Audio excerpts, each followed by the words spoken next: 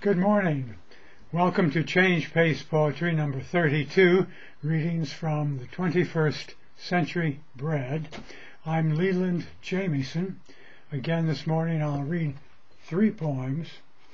The first is the prologue to this volume, which started out less happily than it ended.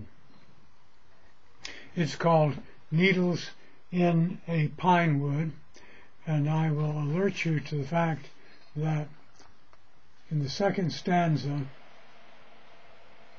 here, it is one long sentence.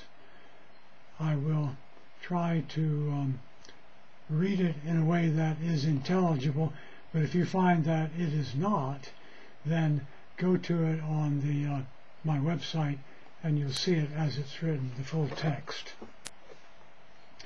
This is called again, Needles in a Pinewood.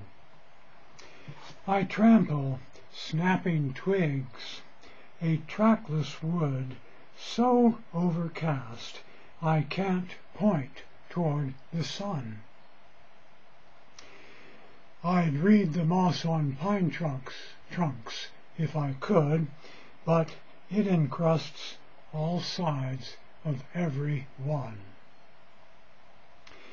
Had I a compass with a goad still good, by Earth's magnetic north phenomenon, I'd needle home to house and neighborhood, and not feel quite so mindlessly undone.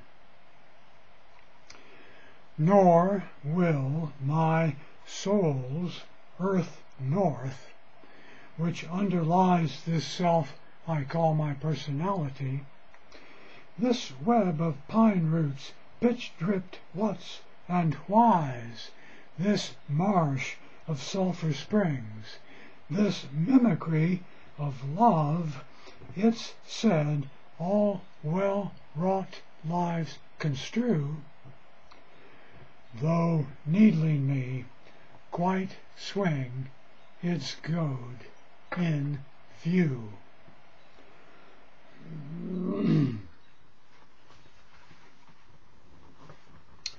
This next poem is set in DeLand, Florida. It's in memory of my stepfather, and it's called New Yorker in His Lap. Martini carefully clasped in his left hand, New Yorker under arm, he tossed junk mail. A smile lit up his eyes and face. He planned an evening in the city where he'd sail its noisy streets, view storefronts' bright detail, all reimagined with a young man's flair without so much as rising from his chair. In person he'd not dare go back there, or Boston, either one. He'd feel such lost landmarks and lost self. The debonair most likely to succeed who would not gloss lost glitzy sails, who, angry with his boss, had quit in 31 his well-paid job with the city's best-known architectural snob. He peddled stoves, gas heaters, and lost heart. Rescued by friends, he sailed for Egypt for the Metropolitan Museum of Art. He worked on Tutankhamun's tomb with rapport, acting as the curator's ambassador, acquiring the Mediterranean eye that he'd become well known for by and by. But Harvard, Boston, New York City, then was then, and so is by and by now too.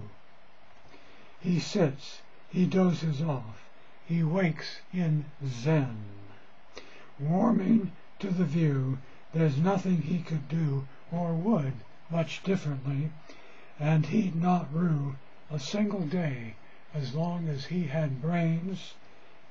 Time come to toss the astral plane the reins.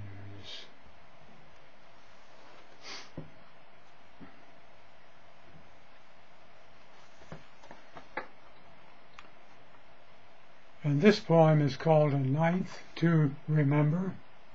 It's a late apocryphal story from the concert hall, orchestra floor, center, first row.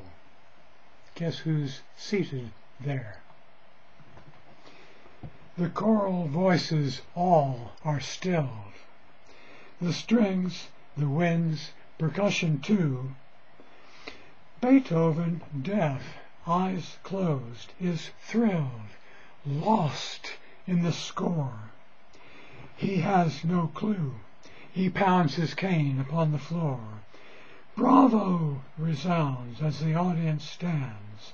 Loud cries, repeat, again, play more.